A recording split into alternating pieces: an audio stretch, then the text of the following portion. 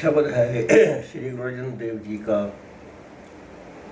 पूता माता की आशीष, निमक न बिसरो तुमको हर हर, सदा भजो जगदीश। पुरातन टाइम में माताएं अपने बच्चे को ऐसी शिक्षा दिया करती थी,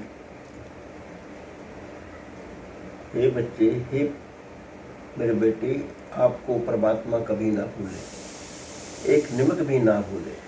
क्यों? क्योंकि जिस सिमरत सब किल विख नासे, पितरी होए उधारो। उसके सुमरन से सभी दुखों क्लेशों का नाश होता है, पितरों का भी उद्धार हो जाता है।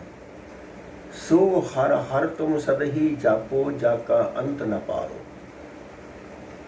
हमेशा ही हरि को याद करो, परमात्मा को याद करो, जिसका कोई पारावार नहीं है। पूता माता की आशीष, निमक न बिसरो तुमको हर हर, सदा भजो जगदीश। इसका एक ठोस एग्जाम्पल है कि राजा उत्तानपाद की दो पत्नियां थी, सुरुचि और सुनीति। सुरुचि से मतलब जो अपनी रुचि को देखती थी, नाम से ही पता लगता है। सुनीति अच्छी नीति वाली, सबका ख्याल रखने वाली, लेकिन उसको नौकरानी बना के एक बार छोटी सी झोपड़ी बनाई थी और सुरुचि के साथ रहता था। तो इनके दो बेटे थे,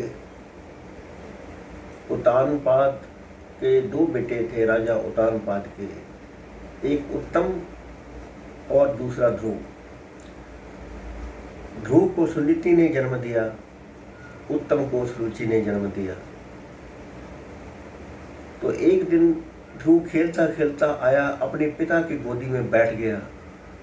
तो उसकी मतरेई माँ जो थी सुरुचि, उसने उसको पकड़ के उठा लिया, उसको गोद से, और मारा पीटा। उसका मन बड़ा दुखी हुआ। उसने कहा कि अगर तूने पिता की गोद में बैठना था तो मेरी कोख से जन्म लेता। तूने सुनीति के कोख से जन्म लिया है, इस बार तेरा पिता को गोदी में बैठने का कोई अधिकार नहीं। उसको गहरी चोट लगी। अब आजकल की औरत होती तो घमासान युद्ध छिड़ जाता, लेकिन सुनीति अच्छी नीति वाली, अच्छे विचारों वाली थी। उसने सोचा कि मेरे बेटे को अब चोट लगी है, अंदर की भी चोट लगी है, तवा गर्म है, जब तवा गर्म हो तो फुल्का डाल देना चाहिए, इसके अंदर भक्ति भाव की भावना जगाओ। तो उसने कहा, बेटा, ये पिता की गोद क्या, अगर तूने परमेश्वर को आराधना कर ली, परमेश्वर को याद कर लिया, उसकी भजन बंदगी कर ली, तो तुझे उस जगत पिता की गोद नसीब हो जाएगी। तो ध्रुव के मन में ये बात जो है असर कर गई। वो अपने घर से निकल पड़ा परमात्मा की भक्ति करने के लिए। तो जब देखा कि घर में ध्रुव नहीं है, पिता ने देखा, पूछा, नहीं पता लगा कहाँ गया है। पता लगा कि शायद वो जंगलों में भक्ति करने के लिए निकल गया है, समाधि लगाने के लिए। तो वो रथ लेके उसके पीछे पीछे गया। सुरुचि के लाख मना करने पर भी वो राजा जो है उसका दिल दुखी हुआ और उसके पीछे पीछे गया। ढूंढता ढूंढता उसको ढूंढ लिया और कहा, बेटा ध्रुव, तू मेरे साथ चल, तेरे को मैं आधा राजपाट देने को तैयार हूँ, पर तू वापस चल। अब ध्रुव ने मन में सोचा, अभी तो मैं भगवान का तप करने, भगवान का सुमरण करने अभी घर से चला ही हूँ, अभी किया भी नहीं है, और आधा राजपाट तो अभी मिल रहा है। जब मैं कर लूँगा तो पता नहीं क्या हो जाएगा। तो उसका दृढ़ निश्चय था, नहीं माना। वो चल पड़ा, चलता चलता चलता आगे नारद मुनि जी मिले। नारद मुनि ने उसको भरमाया कि देख बेटा, जंगल में शेर हैं, चीते हैं, सांप हैं, तो नहीं कह पाएगा, अभी तेरी छोटी उम्र है। वो नहीं माना। कहता, नहीं नारद मुनि जी, मुझे गुरु मंत्र दीजिए, मुझे आशीर्वाद दीजिए, ताकि मैं उसको याद करूं। तो उसके जिद करने पर नारद मुनि ने उसको ओम भगवतु वासुदेवाय नमः का मंत्र दिया। ओम भगवतु वासुदेवाय नमः का मंत्र दिया, और वो जपता जपता जंगल में चला गया, समाधि में लीन हो गया और भजन करने लगा, बंदगी करने लगा। इतनी कठोर साधना, कठोर भक्ति करी कि भगवान को प्रकट होना पड़ा और उसको वरदान दिया कि तू 36,000 वर्ष राज करेगा। तो ध्रुव खुशी खुशी वापस जब घर आया, पिता भी प्रसन्न हुआ, उसको राजगद्दी पे बिठाया। तो उस ध्रुव ने कई हजार वर्ष राज करा। गुरबाणी में आते हैं, अटल भयो ध्रुव जाके सिमरन, अरनर भय पद पाया, दुख हरता ए बित को स्वामी, तय काहे बिसराया। 5 बरक को अनाथ ध्रुव भारत, हर सिमरत अमर अटारे। तो ये है पुराने ज़माने में जो माता अपने बेटे को आशीष दिया करती थी कि भजन कर, बंदगी कर। तो ये गुरु अर्जुन देव ने इस शब्द में वर्णन किया है। और ये आपके सामने एग्जाम्पल है ध्रुव भगत का कि उसकी माता ने उसको अच्छी मत दी तो वो कहाँ का कहाँ पहुँच गया, कहाँ पिता की गोदी के लिए तरस रहा था, उसको नहीं बैठने दिया गया। और बाद में वो वही ध्रुव इतना बड़ा राजा बन गया, कई हजार वर्ष उसने राज किया। और इस शब्द को सुनकर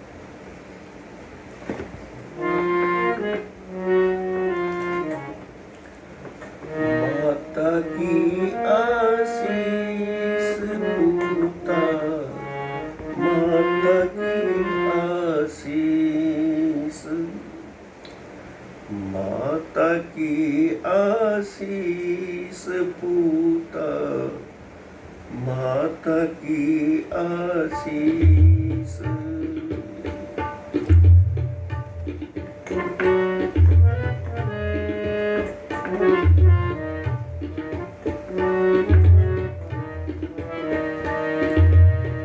माता की आशीष पूता, माता की आशीष,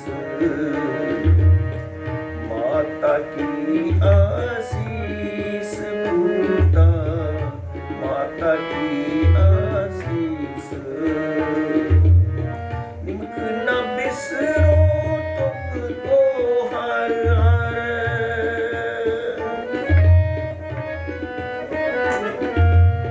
निमक न बिसरो तुमको हर हर, सदा भजो जगदीश, सदा भजो जगदीश। माता की आशीष पूता, माता की आशीष, माता की आशीष पूता, माता की आशीष।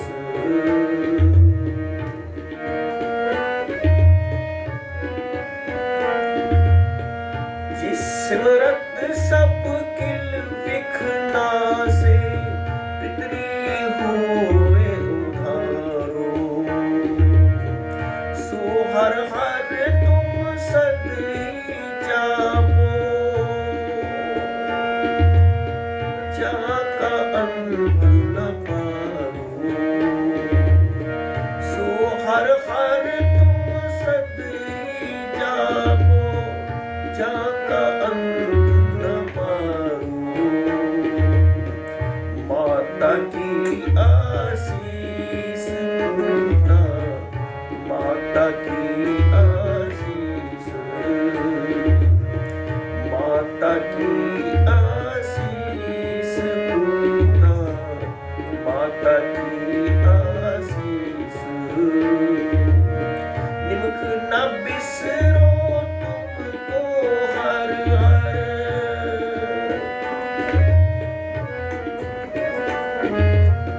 निमक न बिसरो तुमको हर हर, सदा भजो जगदीश,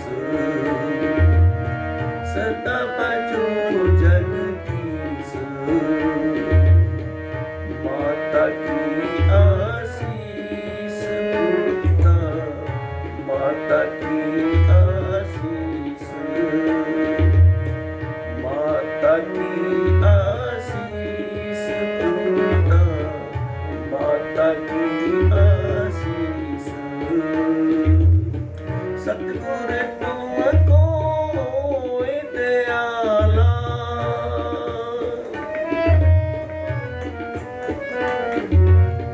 सतगुर तुमको ਪਿਆਲਾ ਸੰਗ ਸੰਗ ਤੇਰੀ ਪ੍ਰੀਤ ਕਾਪੜ ਪਤ ਪਰਮੇਸ਼ਰ ਜਾਗੀ ਭੋਜਨ ਕੀਰਤਨ ਨੀਤ ਕਾਪੜ ਪਤ ਪਰਮੇਸ਼ਰ ਜਾਗੀ ਭੋਜਨ ਕੀਰਤਨ ਨੀਤ ਮਾਤਾ ਕੀ ਆਸੀਸ ਪੂਰਨਾ ਮਾਤਾ ਕੀ ਆਸੀਸ ਮਾਤਾ ਕੀ ਆਸੀਸ ਪੂਰਨਾ ਮਾਤਾ ਕੀ ਆਸੀਸ ਅੰਮ੍ਰਿਤ ਪੀਵੋ ਸਦਾ ਚਿਰ ਜੀਵੋ ਹਰ ਸਿਮਰਤ ਅਨੰਦ ਅਨੰਤਾ ਰੰਗ ਤਮਾਸਾ ਪੂਰਨ ਆਸਾ ਕਬੂ ਨ ਪਿਆਵੇ ਚਿੰਤਾ ਰੰਗ ਤਮਾਸਾ ਪੂਰਨ ਆਸਾ ਕਬੀ ਨ ਪਿਆਵੇ ਚਿੰਤਾ ਪਵਰ ਤੁਮਾਰਾ ਏ ਮਨ ਹੋ ਹਰ ਚਰਣਾ ਕੌਲਾ ਨਾਨਕ ਦਾਸ ਉਨ ਸੰਗ ਲਪਟਾਇਓ ਜੋ ਬੂੰਦੇ ਚਾਤ੍ਰਿ ਮੌਲਾ ਨਾਨਕ ਦਾਸ ਉਨ ਸੰਗ ਲਪਟਾਇਓ ਜੋ ਬੂੰਦੇ ਚਾਤ੍ਰਿ ਮੌਲਾ ਮਾਤਾ ਕੀ ਆਸੀਸ ਪੂਰਨਾ ਮਾਤਾ ਕੀ ਆਸੀਸ ਮਾਤਾ ਕੀ ਆਸੀਸ ਪੂਰਨਾ ਮਾਤਾ ਕੀ ਆਸੀਸ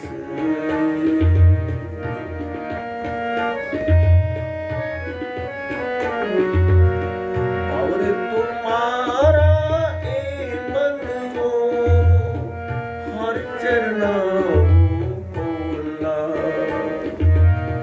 नानक दास उन संग लपटायो जो बूंदे चात्रिक मौला नानक दास उन संग लपटायो जो बूंदे चात्रिक मौला माता की आसीस पूरना माता की आसीस माता की आसीस पूरना माता की आसीस निमक न बिसरो तुमको हर हर सदा बजो जगदीश निमक न बिसरो तुमको हर हर सदा बजो जगदीश माता की आसीस पूरना माता की आसीस माता की आसीस पूरना माता की आसीस माता की आसीस माता की आसीस और पुरातन देव का प्यारा सा शब्द आपने श्रवण किया। इस शब्द के भाव और वाणी इसको मन में बसाएं और माताएं अपने बच्चे को ऐसा आशीर्वाद दें जैसा कि गुरु अर्जन देव जी हमें सिखा रहे हैं गुजरी मेला पंजवा के अंदर। इन्हीं शब्दों के साथ क्षमा याचक कोई भूल चुक अक्षर वादा हो गया हो गलत बोला गया हो तो क्षमा याचना वाहिगुरू जी का खालसा वाहिगुरू जी।